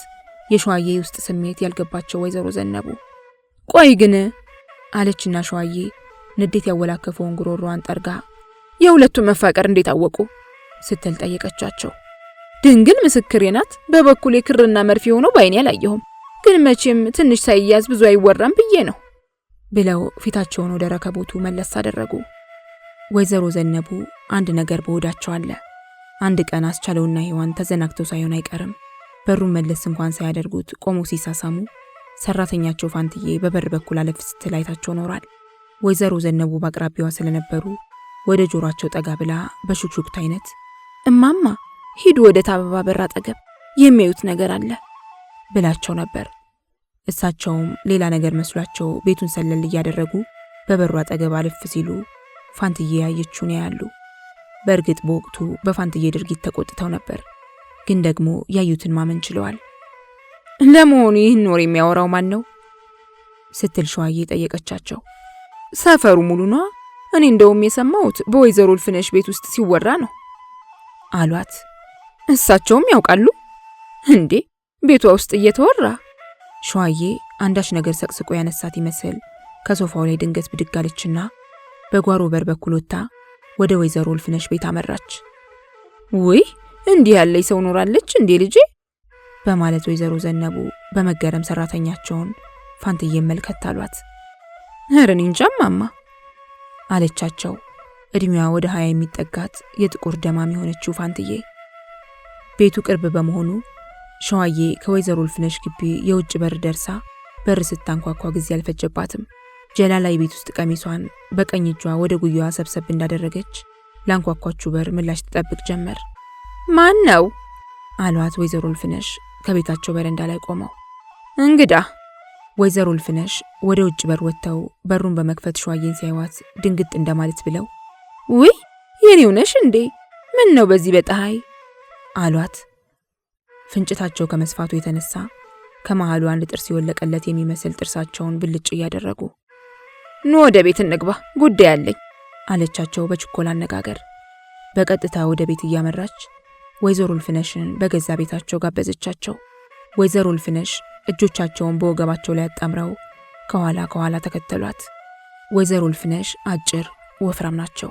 ከወገባቸው ጎንበስ ያሉ፣ ጸጉራቸውም አጭርና ሸበቶ፣ በባህሪያቸው ወሬኛ የሚባሉ ናቸው። አንዷን ከ10 በላይ የሚያባዙ፣ ለውሸት ልክ የሌላቸው። ከዚሁ ባህሪያቸው በመነጨ የጎረቤት ሰው ሁሉ እልፍነሽ ወሬ ፈሽ ይላቸዋል። ሸዋዬ ቤት ውስጥ ገብታ ራሷን በርሳባ አድርጋ ስትቀመጥ ወይዘሮ እልፍነሽ እጆቻቸውን በወገባቸው ላይ አጣምረው ከፊቷ ቆሙ። ለወሬው በጣም ይቸኮሉ ይመስላሉ። እንደው ምን አግኝቶሽ ይሆን ልጄ ሲሉ ጠየቋት። ቁጭ በሏ አለቻቸው ሸዋዬ ከንፈሯን በምላሷ እያራሰች። የእጆቿን መዳፎች አጋጥማ በጉልበቶቿ መሃል አጥብቃ ይዛቸዋለች። ወይዘሮ እልፍነሽ ለወሬው ሰፍ ብለዋል። ጠበብ ካለች አፋቸው ውስጥ ከ4 በላይ የማይታዩ ጥርሶቻቸውን ገለጥ አድርገው ፈገግ እያሉ ተቀመጡና እስቲ ንገሪኝ ልጄ አሏት። ጉድ የምትሰሩኝ እኮ እናንተው ጎረቤቶቼ ናችሁ አለቻቸው ሸዋዬ ምላሷን በከንፈሮቿ ዳርና ዳር ግራና ቀኝ ወጣ ገባ እያደረገች። ወይዘሮ እልፍነሽ ደረታቸውን በእጃቸው ደሰቅ አደረጉና ውይ በሞትኩት ምን አደረግን? የእህቴ ህይወት ሲበላሽ እያያችሁ ዝም ትሉኛላችሁ? ምን አገኛት? አርግዛ ትምህርቷን ብታቋርጥስ እንዴ አሉ ወይዘሮ እልፍነሽ ነገሩን እንደማቃለል አይነት በሚያስመስል አነጋገር። እጮኛዋ ባለሙያ አይደል እንዴ? ችግር ቢፈጠር አሽቀንጥሮ ይጥልላት የለ ካሉ በኋላ አፋቸውን የበለጠ ወደ ሸዋዬ ጠጋ በማድረግ ካሁን ቀደምስ ችግሩ ተፈጥሮ ገላገላት ተብሎ ብለው ሳይጨርሱ ሸዋዬ ቀደመቻቸው። ምን አሉ አለች አይኖቿን ፍጥጥ አድርጋ እያየቻቸው። እጮኛዋ ያሏት ነገር ከተቀመጠችበት አንጥሮ ሊያስነሳት ሲል ደሞ የውርጃ ነገር ጨመሩባትና ባለችበት ኩርምትምት አለች። ኧረ ተይኝ እቴ ብለው ወይዘሮ እልፍነሽ እንደ መግደርደር አይነት ወደ ውጭ አይት ካደረጉ በኋላ እንደገና ወደ ሸዋዬ መለስ በማለት ባንቺ ስንት ልጃገረዶች እየቀኑባት ደሞ እንዲህ ያለ ስጋት ይደርብሽ እንዴ? ሆይ ሸዋዬ በባስ ድንጋጤ ሰውነቷ ሽምቅቅ ብሎ መንፈሷ ድክም ልቧም ስንፋለና በተራዘመ የቃል አወጣጥ አስወርዳለች ነው የሚሉኝ ስትል ጠየቀቻቸው። ገላግሏት። ሸዋዬ አሁንም ድክም ባለ መንፈስ አመሰግናለሁ አለቻቸውና ከተቀመጠችበት በቀስታ ብድግ አለች። ወይዘሮ እልፍነሽ እውነትም አፍሰው አቃሟት። ፀሐይ ይብረድልሽ እንጂ አሏት ወይዘሮ እልፍነሽ እኛኑ ጥርሶቻቸውን ገለጥ እያደረጉ። ቤቴ ሄጄ ማረፍ ፈልጋለሁ፣ ደህና ዋሉ ብላቸው ወጣች። ወይዘሮ እልፍነሽ አሁንም እጃቸውን በወገባቸው ላይ አጣምረው እስር እስሯ እየሄዱ በሹክሹክታ አይነት እዩ ልጄ፣ እኔ እኮ ቀድሜ ጠርጥር ያለው ብታይ አንቺ እግርሽ ወጣ ያለ ጊዜ እሱ ዘሎ ጥልቅ፣ ትናንት ዘሎ ጥልቅ፣ ዛሬም ዘሎ ጥልቅ ሲል እያየሁ ሆዴ በጣም ይፈራ ነበር አሏት። ከቤት ይዟት ወጥቶ ያውቃል? ኧረ በገዛ ቤትሽ ውስጥ እቴ ደሞ የምን ወደ ውጪ ሆይ አሉና ማናት ይቺቴ? ስሟን አምጪልኝ። ይቺ የወይዘሮ ዘነቡ ሰራተኛ ፋንትዬ። እሷ ቲራቲር ስትይ አይደል እንዴ የምትውለው? እሷን ብትጠይቂያት እኮ ጉድ ትነግርሻለች። ሸዋዬ ነገሩ ሁሉ ገባት። ወሬው ሁሉ ከፋንትዬ እንደሚመነጭ ተረዳች። ይሁንና ብትጠይቃት ደፍራ እውነቱን ላትነግራት እንደምትችል ገመተች። ለነገሩ ወሬ በቅቷታል። ከእንግዲህ ታፈሱ ብቻ ቀረቻት። በእሷ ግምት አስቻለውና ሔዋንን የምታገናኝ ታፈሱ እንደምትሆን በማመን ሸዋዬ በዕለቱ እህል ውሃ አላሰኛትም። ሔዋን ምሳ አዘጋጅታ እየጠበቀቻት ቢሆንም ቤቷ እንደደረሰች የሔዋንን አይኖች ቀና ብላ እንኳን ሳታይ በቀጥታ አልጓ ላይ ወጥታ ጥቅልል ብላ ተኛች። በዚያው መሸ። ቀኑም በሌሊት ተተካ። ያ ሁሉ ሆኖ ሸዋዬ ባይኗ ላይ እንቅልፍ አልዞረም። ይልቁንም እንኳን ለራሷ ላልጋዋም አልመቻት ብላ በየደቂቃው በመገላበጥ ስታንቋቋት አደረች። በማግስቱ ጠዋት ሔዋን ወደ ትምህርት ቤት ስትሄድ ልክ እግሯ ከቤት እንደወጣ ሸዋዬ ልታደርግ ስታስብ ካደረገችው እቅድ ውስጥ የመጀመሪያውን መፈጸም ጀመረች። ሔዋንና አስቻለው የተጻጻፉት የፍቅር ደብዳቤ ካለ ብላ ደብተሮቿ መፈተሽ ያዘች። ገጽ በገጽ እያገላበጠች የደብተሮቹ መሸፈኛ እየገለበጠችና ዘቅዝቃ እያራገፈች በረበረቻቸው። የሔዋን ቅያሬ ልብሶች አልቀሯትም። ኪሶቿን ሁሉ ዳበሰቻቸው። ግን ምንም ነገር ሳታገኝ ቀረች። ሲደክማት አልጋዋ ላይ ቁጭ አለች። ግን ደግሞ አንድ ነገር ትዝ አላት። የድካሟ ምክንያት ረሃብ ጭምር ነው። ከትላንት ምሳ ሰዓት ጀምሮ እስከ ዛሬ ቁርስ ሰዓት ድረስ ምንም አልቀመሰችምና ወደ ምግብ አዘነበለች። በእርግጥም ከነውዝፉ አጠቃለለችው። በንዴት ውስጥ ስለነበረች አጎራረሷ እንኳን ጤናማ አልነበረም። ቶሎ ቶሎ ጎሰጎሰችው። ከታፈሱ ጋር የምትገናኝበት ሰዓት በመከራ ደረሰ። ጠዋት ወደ ታፈሱ ቤት መሄድ አልቃጣችም። በአንድ በኩል ለጠብ ነው የምትፈልጋት፣ በሌላ በኩል ደግሞ አስቻለውም ቢሆን ከታፈሱ ቤት አይጠፋምና በሁለተኛው ፈረቃ የረፍት ሰዓት ነው ከታፈሱ ጋር የተገናኘችው። በዲላ አጠቃላይ ሁለተኛ ደረጃ ትምህርት ቤት ቅጥር ግቢ ውስጥ መሃል ላይ በምትገኘው ባንዲራ ስር ሆና ጠራቻትና አብረው እንደተቀመጡ ሸዋዬ አይኗን አፍጥጣ ጥርሷን አግጣ ስሚ አንቺ አለቻት። ወዬ ታፈሱ ደንገጥ በማለት እህቴን ካበልጅሽ ጋር አቃጥረሽ አበላሸሻት አይደል? ታፈሱ ለመኗን ነዘር እያደረጋት አላደረኩም በያ ጓደኛዬ ምን እያልሽ ነው? አረ ጓደኛሽን ወዲያ ፈልጊ፣ ካንቺ የበለጠ ምን ጓደኛ አለኝ አለቻት። ታፈሱ ነገሩ እየገባት ሄዶ ፈገግ እያለች ጥሩ አቃጣሪ ሆነሻል፣ ጉድሽ ሁሉ ወጣ። አበዛሹ ሸዋዬ፣ አቃጣሪ ማለቴ እንዲያውም ሲያንስሽ ነው። ጨምሪልኛ። ሆ አሁን ሳቂ፣ የምታለቅሽበት ጊዜ ይመጣል። እጠብቃለሁ። ታፈሱ አሁንም ሳቀች። እንዲህ ስትንከተከቺ ትንሽም አታፍሪ? ሸዋዬ ውስጧ ብግና አለ። ምንም አላፍር ሸዋዬ፣ ምንም በማላውቀው ነገር ይህን ያህል ካልሽኝ ምን አባቱ፣ ሁለቱ ተዋደው ካገኘኋቸው እንዲያውም አጋባቸዋለሁ። ሸዋዬ ቆሽቶ አረረ። በእርግጥ ሁለቱ ተዋደው ከሆነ ወደ ኋላም አልልም፣ ተይኝ የለ ብላ ታፈሱ ከሸዋዬ ፊት ዞር አለች። ሸዋዬ ግራ ግብት እንዳላት ነበር ከዚያ በኋላ ያለውን ጊዜ ያሳለፈችው። የታፈሱ ሁኔታ ስለ ሔዋንና አስቻለው ፍቅር ብዙም ፍንጭ አልሰጣትም። በእርግጥ ስለዚሁ ጉዳይ ባለፈው ሌሊት በምታሰላስልበት ጊዜ በተለይ ከወይዘሮ እልፍነሽ የሰማችው ወሬ ለጊዜው ቢያናድዳትም በእውነትነቱ ግን ተጠራጥራዋለች። የሔዋን ማስወረድ ጉዳይ እምብዛም አልተዋጠላትም። የዚህ አይነት ችግር እሷ ራሷ ደጋግሞ ተከስቶባት ያውቃል። ሴት ልጅ የረጋ ደም ከወረዳት አካላዊም ሆነ ስነ ልቦናዊ ምልክት ይታይባታል። ያንን ግን በሔዋን ላይ ታባት አታውቅም። ብቻ ከ2 ወራት በፊት በከተማው ውስጥ በተከሰተ የጉንፋን በሽታ ብዙ መሰቃየቷን ታስታውሳለች። በዚያው ምክንያት ለ3 ቀናት ያህል ከትምህርት ቤት መቅረቷም አይረሳትም። እሷም እህቴ ታማብኛለች ብላ ሰፈር ውስጥ ማውራቷ ትዝ ይላታል። ለወይዘሮ እልፍነሽ ወሬ መነሻውም ያ ሊሆን ይችላል ብላ በማሰብ ምናልባት ሁሉም ነገር ከመሬት የታፈሰ አሉባልታ ሊሆን እንደሚችል በመገመት ቀቢጸ ተስፋዋን ስታለመልም ነበር ያደረችው። የመጨረሻው ጉድ የሚለየው ሔዋንን አፋጣ እውነቱን ስትናገር አሊያም በሚያሳምን ሁኔታ ፍጹም አላደረኩትም ያለች እንደሆነ ብቻ መሆኑን በማመን የዚያን ዕለት ማታ ልትፈጽመው እየዛተች ከስራ ቦታ ወደ ቤቷ ተመለሰች።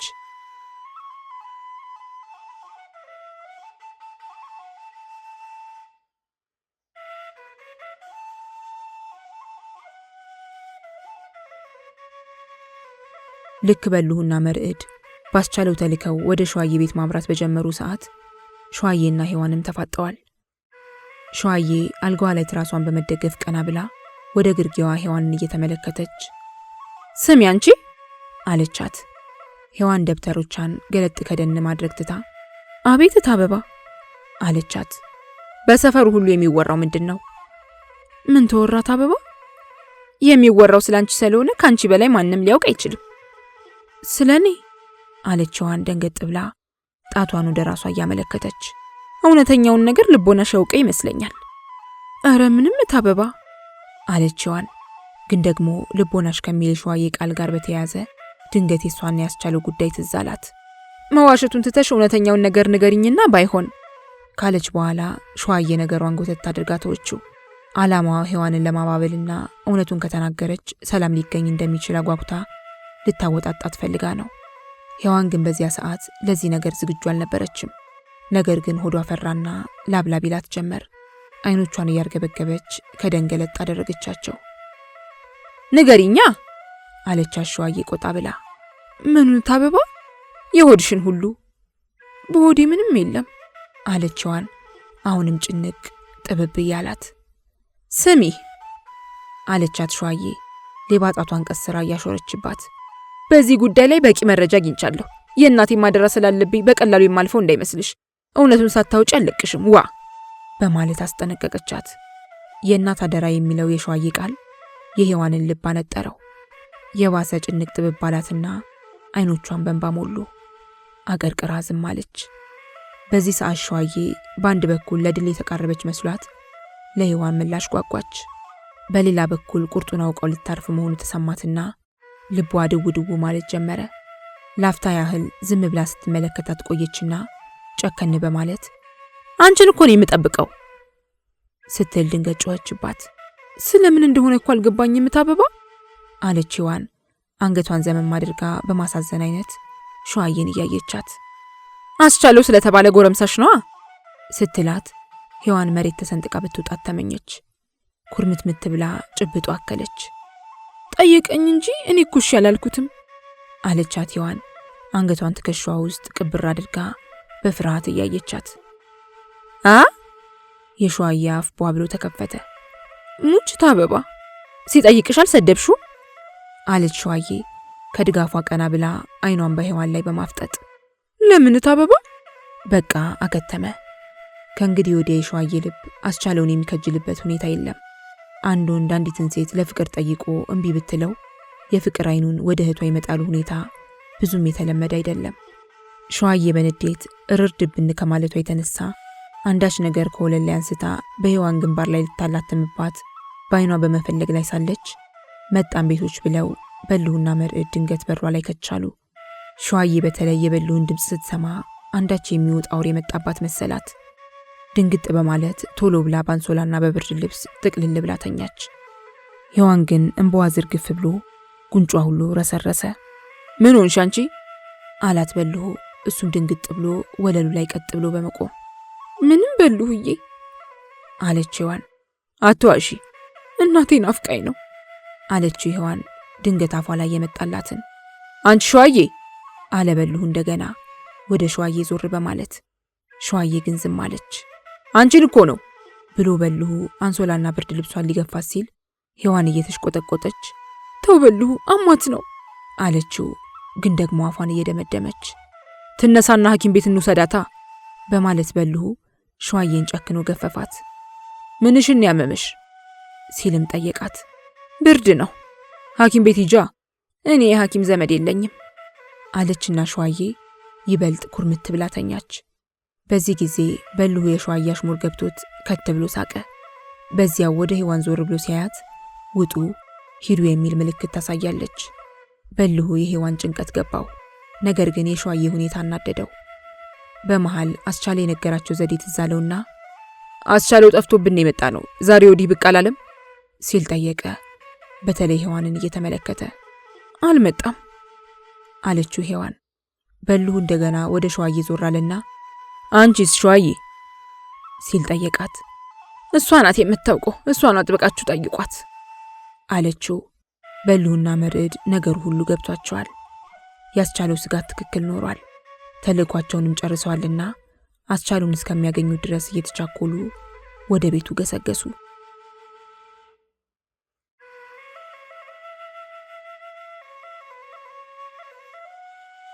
በዲላ ከተማ 05 ቀበሌ ውስጥ 8ኛ መንገድ ላይ ፊቱን ለማታ ፀሐይ ሰጥቶ በተገነባው በወይዘሮ ዘነቡ አሰግድ ግቢ ውስጥ በስተጓሮ በኩል ያለው የሸዋዬና የሔዋን መኖሪያ ቤት ከጣሪያና ግድግዳው በስተቀር በውስጡ ይታይ የነበረ ትዕይንት ሁሉ ዛሬ መልኩን ቀይሯል።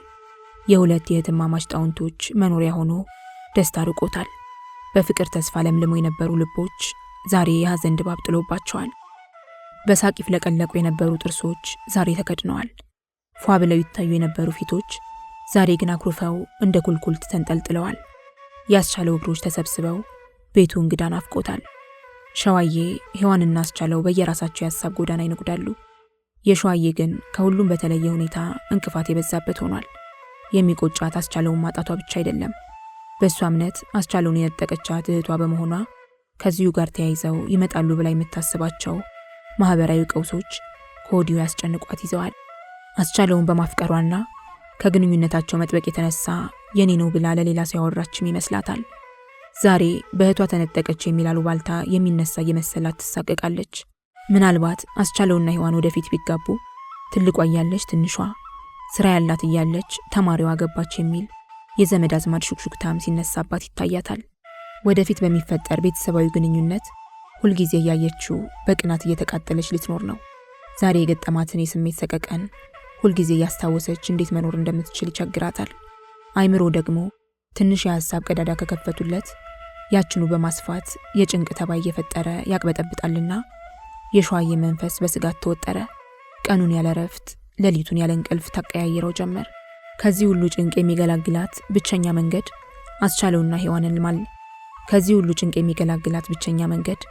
አስቻለውና ሔዋንን ማለያየት ብቻ መሆኑ ታያት።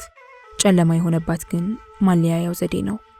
አንዳንዴ ሔዋንን ወደ ቤተሰቦቿ መመለስ መፍትሄ የሚሆን መስሎ ይታያታል። ነገር ግን አስቻለው ሔዋን ደግሞ አስቻለውን እስካሉ ድረስ ከዚያ ሄዶ ቢያመጣትስ? ወይም አስቻለው ከቤቷ ድርሽ እንዳይል ማድረግ ብትሞክርስ? ያማያዋጣ። ሔዋን ራሷ ወደ እሱ ቤት ልትሄድ ትችላለች። እንደ በግ አትዘጋባት፣ እንደ ጥጃ አታስራት፣ ወይ ደግሞ ስራዋን ትታ እሷን ስትጠብቅ አትውል። ሁሉም መንገድ የማይጨበጥ ህልም ሆኖባታል። ከመዋል ከማደር አንድ የተስፋ ብልጭታ ብቻ ማየት ጀመረች። ለዚያውም ይህ ነው ብላ የምትጠብቀው ግልጽ ውጤት ሳይኖር። ያም ቢሆን ከራሱ ካስቻለው ያገኘችው ፍንጭ ነው። ከጥቂት ወራት በፊት አንድ ቀን እሷና አስቻለው በአንድ ቡና ቤት ውስጥ ይዝናናሉ። የተቀመጡበት ቦታ መስኮት አጠገብ ስለነበር መንገዱ ይታያቸዋል። አስቻለው ድንገት ባርናባስን መንገድ ላይ ያየውና ሸዋዬን ጎሸም አድርጎ ያን ሰውዬ ተመልከች ይላታል። የቱን? ደማቅ ሰማያዊ ካኪ የለበሰው። እሺ አየሁት፣ ዲላ ሆስፒታል ውስጥ ድርብ ስልጣን ያለው ነው ካለ በኋላ በሱና በባርናባስ መካከል ያለውን ያለ መግባባት ከመነሻ ጀምሮ አሁን እስካሉበት ጊዜ ድረስ ያለውን ሁኔታ እንደ ቀልድ ያጫውታታል። ይህ ነገር በሸዋዬ ልብ ውስጥ እስካሁን አለ። ግን ደግሞ አስቻለው አላወቀም እንጂ ሸዋዬና ባርናባስ በደንብ ይተዋወቃሉ። ያውም ከ8 ዓመታት በፊት ጀምሮ። ሰበቡ ሸዋዬ ትምህርቷን እንደጨረሰች በመምህርነት ተመድባ ወደ ያቤሎ መሄዷና ባርናባስ ደግሞ በወቅቱ የያቤሎ ጤና ጣቢያ የአስተዳደር ክፍል ኃላፊ ሆኖ ይሰራ የነበረ መሆኑ ነው። ሸዋዬ ያቤሎ ደርሳ ከመኪና እንደወረደች ማረፊያ የት እንደምታገኝ ስትጠይቅ የመኪና ተራ ልጆች ወደ አንድ የማረፊያ ቦታ ይወስዷታል። ቤቱ ሆቴል ቤት አልነበረም። ነገር ግን ግቢው ውስጥ በርካታ በአልቤርጎ አይነት የተሰሩ ክፍሎች አሉት። ድንገተኛ እንግዳም ያርፍባቸዋል። ለወር ኮንትራትም ይሰጣሉ። ባርናባስም ከነዚያ ክፍሎች አንዷን በኮንትራት ይዞ ብቻውን ይኖር ነበር። ሸዋዬ ከዚያ ክፍሎች በአንዷ ውስጥ አድራ በማግስቱም እዚያው ትደግማለች። በሶስተኛ ቀንም እንዲሁ። በኋላም ከዚያ የተሻለ መኖሪያ እንደማታገኝ ሲገባት ልክ እንደ ባርናባስ ክፍሏን በኮንትራት ይዛ ትቀመጣለች። ከመዋል ከማደር ከባርናባስ ጋር ይተዋወቃሉ። ቀስ በቀስ ይቀራረባሉ፣ ይግባቡና ይፋቀራሉ። መጨረሻ ላይ ልክ እንደ ደባል ሆነው አብረው መኖር ይጀምራሉ። ባርናባስ በእድሜው ጠና ያለ ቢሆንም ለሸዋዬ ግን ይመቻታል። እሷም ለሱ ትሞቀዋለች። ያ ሁሉ ሲሆን ባርናባስ ባለትዳርና የልጆች አባት መሆኑን እንዲሁም ቤተሰቦቹ ዲላ ከተማ ውስጥ እንደሚኖሩ ሸዋዬ አታውቅም ነበር። በእርግጥ ወደ ዲላ ዘወትሮ እንደሚሄድ ታውቃለች። ነገር ግን ለሥራ ጉዳይ ያለ ስለሚያታልላት እሷም አጠረጥር ነበር። በዚሁ ሁኔታ ለአንድ ዓመት ያህል ከቆዩ በኋላ ድንገት የባርናባስ የ7 ወር ሕፃን ልጁ ይሞትና ከዲላ መልእክት የተቀበሉ የመስሪያ ቤቱ ሰራተኞች መርዶ እንዲደርሰው ያደርጋሉ። በወቅቱ ሸዋዬ ማመን ቢያቀታትም ነገር ግን ከማግስቱ ጀምሮ ከባርናባስ ቤት ወጥታ ትሄዳለች። በዚያው ትቀራለች። ፍቅራቸውም ይቋረጣል። ባርናባስ ከልጁ ሞት በኋላ በያቤሎ ብዙ አልቆየም። እድገትና ዝውውር አግኝቶ ዲላ በመግባት ከቤተሰቡ ጋር ይቀላቀላል። ይሁንና የባርናባስና የሸዋዬ መለያየት የከረረ ጠብ አላስከተለም። ቆይቶም ቢሆን ከፍቅር ውጭ ያለ ግንኙነት ማስቀጠል የሚችል እርቅ ፈጽመዋል። ሸዋዬ ዲላ ከመጣችም ወዲህ ካለፈ አገደም እየተገናኙ ሰላምታ ይለዋወጣሉ። አስቻለው ስለ ባርናባስ ያወራት በነበረ ጊዜ ሸዋዬ ይህን ሁሉ በሆዷ ይዛለች። እሷ ግን ስለ ባርናባስ ላስቻለው ትንፍሽ አላለችም። ምን ሊያደርግላት እንደሚችል በውል ባይታወቃትም ሸዋዬ ለዛሬው ጭንቋ መላ ስታፈላልግ ባርናባስ ትዝ ብሏታል። ያስቻለው አለቃ ነውና በዚያ ላይ አይስማሙምና ለችግሬ መፍትሄ የሚያመጣ መላ ያፈላልግልኝ ይሆን እያለች ለአንድ ወይም ለሌላ ጉዳይ በልቧ ታውጠነጥነው ጀመር። የሸዋዬ ሐሳብ በዚህ መልኩ ሲነጉድ ሔዋን ግን ስለ ጭንቀቷ እንጂ ችግሯን ስለምታቀልበት መንገድ የሚታያት አንዳች ነገር የለም። ሆነም አልሆነ ነገሩ ይበርድላት ዘንድ መጓጓት ብቻ ነው። ከዚያ ባለፈ አስቻለው ወደዚያ ግድም ድርሽ እንዳይል የጠበቀ አደራ በታፈሱ በኩል ልካበታለች።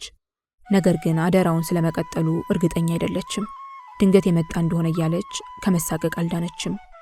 አስቻለው ደግሞ ያኮረፈው ወይም የሚያኮርፈው ሰው ስለሌለበት ቤቱ ሰላም ይሁን እንጂ አይምሮ ግን እረፍት አጥቷል።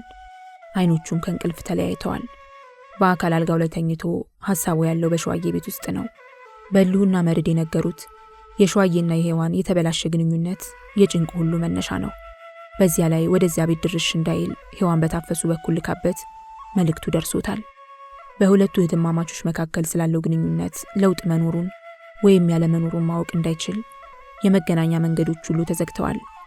እሱም ቀረ፣ ታፈሱም አትሄድ። የሔዋን ሁኔታ ጨለማ ሆኖበት በሐሳብና በጭንቀት ይሰቃያል። በዚህ ሁኔታ ለአንድ ሳምንት ያህል ቆይቶ ጭንቀቱ መተንፈሻ ሲያሳጣው ድንገተኛ ስሜት ወደ ሸዋዬ ቤት ሂድ አለው። ሩጥ ሩጥ። ዕለቱ ረቡዕ ነው። በዚያ ዕለት እሱ የ9 ሰዓት ስራ ገቢ ነው። ሔዋን የጠዋት ተማሪ፣ ሸዋዬም የከሰዓት ፈረቃ ስራ ገቢ መሆናቸውን ያውቃል። በዚያ አጋጣሚ ላፍታም ቢሆን ሔዋንን አየት አድርጓት በዚያ ወደ ስራ ሊሄድ ወስኖ ከቀኑ 7 ሰዓት አካባቢ 3ኛ መንገድ ላይ ከሚገኘው ቤቱ ተነስቶ ወደ ሸዋዬ ቤት አመራ። መንገዱ እስከ 10 ደቂቃ ይወስድበት የነበረ ቢሆንም በዕለቱ ግን በ5 ደቂቃ ውስጥ ረምርሞት ከወይዘሮ ዘነቡ ግቢ ላይ ደረሰ። ገርበብ ብሎ በተከፈተው የውጭ በር በኩል አንገቱን ብቅ አድርጎ ወደ ውስጥ ሲመለከት ወይዘሮ ዘነቡ ከቤታቸው በረንዳ ላይ ሆነው አፈር በተሞሉ ጣሳዎች ላይ የተከሏቸውን አበቦች ሲንከባከቡ አያቸው። ወትሮም አይፈራቸውም ነበርና ሲያያቸው አልደነገጠም። ትህትና የተሞላበት ሰላምታ አቅርቦላቸው ወደ ጓሮ አለፈ። ወደ ሸዋዬ ቤት ፊት ለፊት ሲያይ ቤቱ ክፍት ነው። እንደ ሌባ ግራ ቀኙን ሰለል እያደረገ በፍጥነት ተራምዶ በሩ ላይ ሲደርስ ሔዋን ፊት ለፊት ባለችው ፍራሽ ላይ ቁጭ ብላ እንጀራ በሳህን አቅርባ ምሳ ስትበላያት ፈገግ ብሎ ወደ ውስጥ ገባና ወደ እሷ ጠጋ ሊል ሲል ሔዋን በድንጋጤ ኩርምትምት ስትላያት አይዞሽ ብሎ አቅፎ ደግፎ ሊያጽናናት አሁንም ወደ እሷ ጠጋ ሊል ሲል ድንገት የሚል ድምጽ ተሰማው። ወደ ግራው ዞር ብሎ ሲያይ ሸዋዬም ከጓዳ በር አጠገብ ቁጭ ብላ እንጀራ በሳህን ይዛ ምሳ ትበላለች። እንዴ አላስቻለው ሳያውቀው ጮክ ባለ ድምጽ። በድንጋጤ ስሜት ውስጥ ሆኖ ሸዋዬን አከታትሎ ሲያያት ስትል ተከፍቶ በቀረው አፏ ውስጥ የጎረሰችው እንጀራ ከነነፍሱ ታየው። ምን ነው አላስቻለው የሚለው ጠፍቶበት እና ብላ አለችው። ሸዋዬም የመንተፍረቷን አስቻለው ግብዣውንም አልተቀበለ፣ ለሰላምታም እጁን አልዘረጋ፣ ወደ ሔዋንም መጠጋት አልቃጣ። በድንጋጤ ተርገድግዶ የነበረውን ወገቡን ለማሳረፍ ብቻ ዱካ ላይ ቁጭ አለና ሰላም ናችሁ አለ አጎንብሶ ግንባሩን እያሻሸ። ክብሩ ይስፋ አለችው ሸዋዬ ልቧ ድው ድው እያለና እጇ እንጀራ መቁረስ አቅቶት እየተንቀጠቀጠች። ላፍታ ያህል በመሃላቸው ጸጥታ ሰፈነ። በጸጥታው መሃል አንዳቸው ሌላኛቸውን በቅንድባቸው ስር ይተያዩ ኖሯል።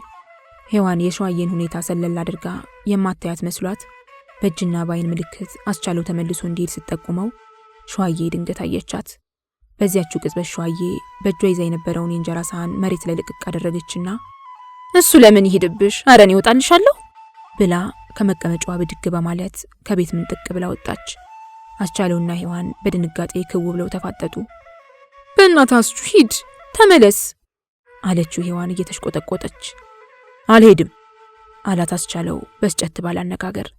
በእናትህ ለኔ ስትል አለች ሔዋን አሁንም እጆቿን እያርገበገበች። ምንድነው እህትሽ እንዲህ የሚያደርጋት ሲል ፊቱን ኮስተር አድርጎ በብስጭት አነጋገር ሔዋንን ጠየቃት። እሷን ተዋታችሁ አንተ ብቻ ለኔ ስትል ሂድ በእናትህ። አስቻለው ለጊዜው የሚያደርገውን አጣና ግራ ግብት አለው።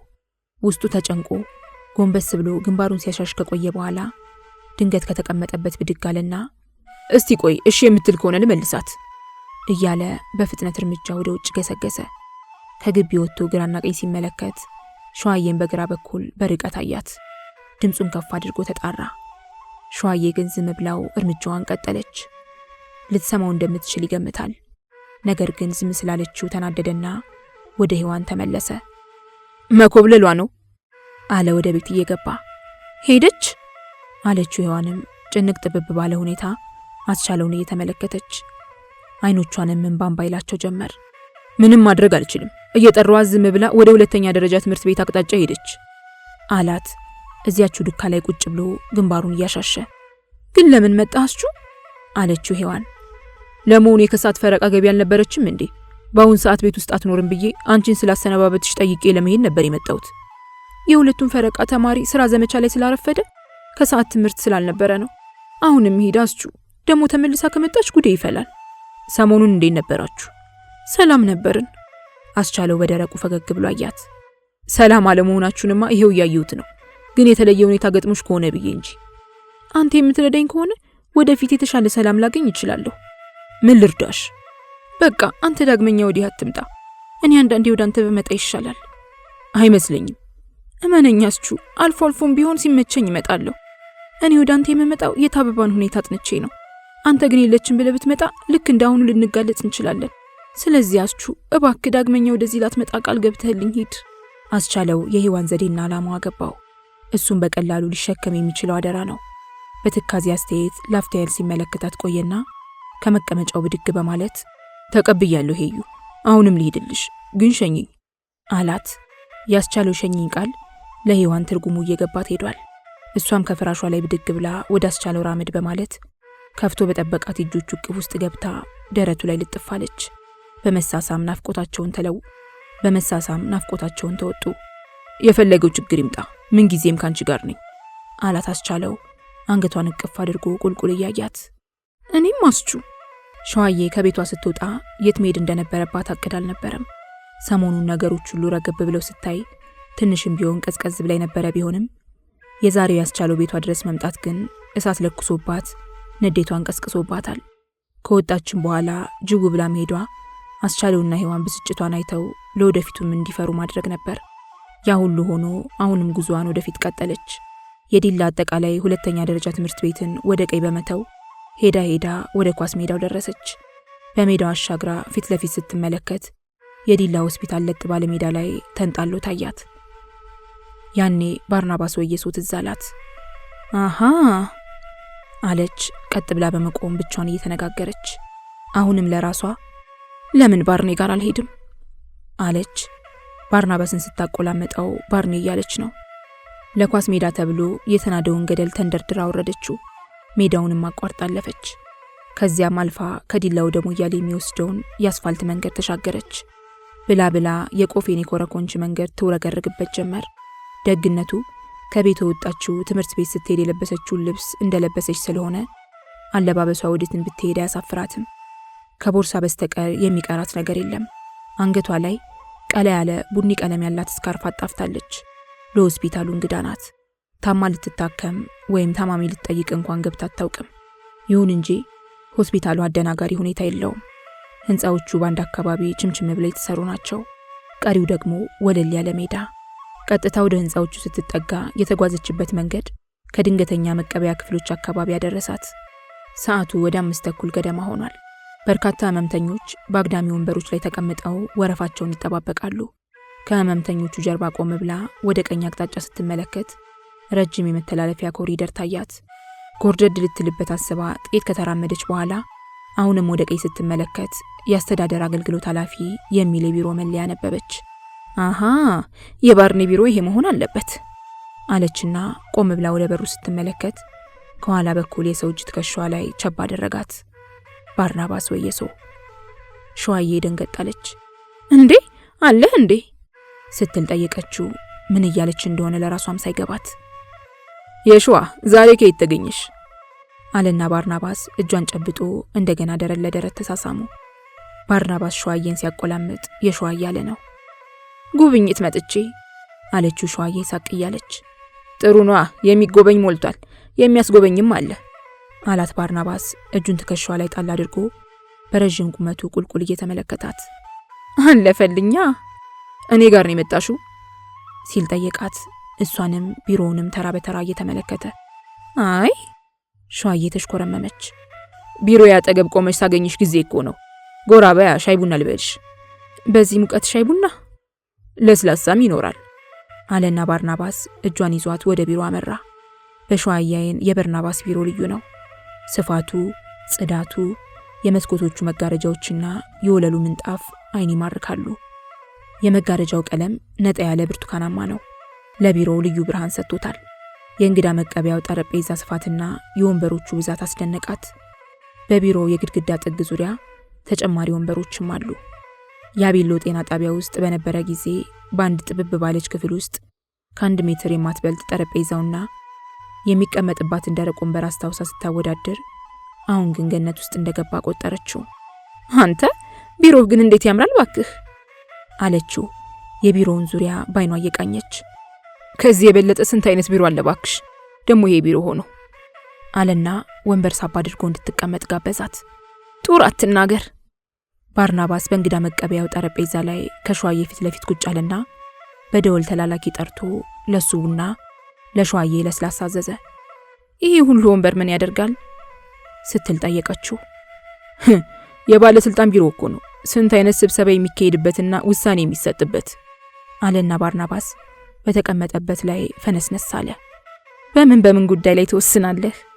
በፖለቲካ ብቴ፣ በአስተዳደር ጉዳይ ብቴ፣ በደረጃ እድገት፣ በዲሲፕሊን ወዘተ አለና ሸዋዬን ፈገግ ብሎ እያየ በቀልድ አይነት አነጋገር በፍቅር ላይ ብቻ ነው መወሰን ያቃተኝ አለና ከት ብሎ ለራሱ ስቆ ሸዋዬንም አሳቃት። ስትል አለችው ሸዋዬ በቅንድቧ ስር እያየችው።